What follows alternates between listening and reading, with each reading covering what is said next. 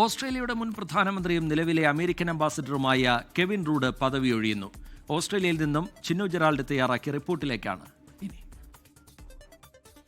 ഓസ്ട്രേലിയയുടെ American ambassador Kevin റഡ് തന്റെ പദവിയൊഴിയാൻ ഒരുങ്ങുന്നതായി ഔദ്യോഗികമായി സ്ഥിരീകരിച്ചു. 2026 മാർച്ച് 31 അദ്ദേഹം സ്ഥാനമൊഴിഞ്ഞ് അന്താരാഷ്ട്ര തലത്തിൽ ശ്രദ്ധേയമായ ഏഷ്യ സൊസൈറ്റി തിങ്ക് ടാങ്കിന്റെ ആഗോള പ്രസിഡന്റ് സ്ഥാനം ഏറ്റെടുക്കും.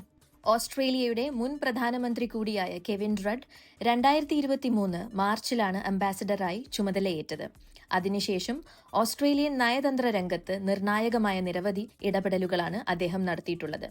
ഓസ്ട്രേലിയൻ പ്രധാനമന്ത്രി ആന്റണി ആൽബനീസ് കെവിൻ റഡിന്റെ പ്രവർത്തനങ്ങളെ ഏറെ പ്രശംസിക്കുകയും ഡെമോക്രാറ്റിക് റിപ്പബ്ലിക്കൻ ഭരണകൂടങ്ങളുമായി ഒരുപോലെ മികച്ച ബന്ധം നിലനിർത്തിക്കൊണ്ട് ഓസ്ട്രേലിയയ്ക്ക് വേണ്ടി അദ്ദേഹം സുപ്രധാന നേട്ടങ്ങൾ കൈവരിച്ചുവെന്നും പ്രധാനമന്ത്രി എടുത്തു പറഞ്ഞു. നിർമ്മിത ബുദ്ധിയും ക്വാണ്ടം സാങ്കേതിക വിദ്യയും ഉൾപ്പെടെയുള്ള ആധുനിക മേഖലകളിൽ ഉഭയകക്ഷി കരാറുകൾ ഉറപ്പിക്കുന്നതിൽ റഡിന്റെ പങ്ക് വലുതായിരുന്നു. മൈക്രോസോഫ്റ്റ്, ആമസോൺ വെബ് സർവീസസ് തുടങ്ങിയ കമ്പനികളിൽ നിന്ന് $50 ബില്യൺ വരുന്ന അമേരിക്കൻ നിക്ഷേപം ഓസ്ട്രേലിയയ്ക്ക് ആകർഷിക്കാനും അദ്ദേഹത്തിന് സാധിച്ചു. കൂടാതെ ഓക്കസ് അന്തർവാഹിനി കരാറിന്റെ മുന്നോട്ടുപോക്കിനും ജൂലിയൻ അസാഞ്ചിനെ ഓസ്ട്രേലിയയിലേക്ക് തിരികെ കൊണ്ടുവരുന്നതിനും ഓസ്ട്രേലിയയുടെ സാമ്പത്തിക രംഗത്തെ ശക്തിപ്പെടുത്തുന്നതിനും അദ്ദേഹം ഫലപ്രദമായി പ്രവർത്തിച്ചു.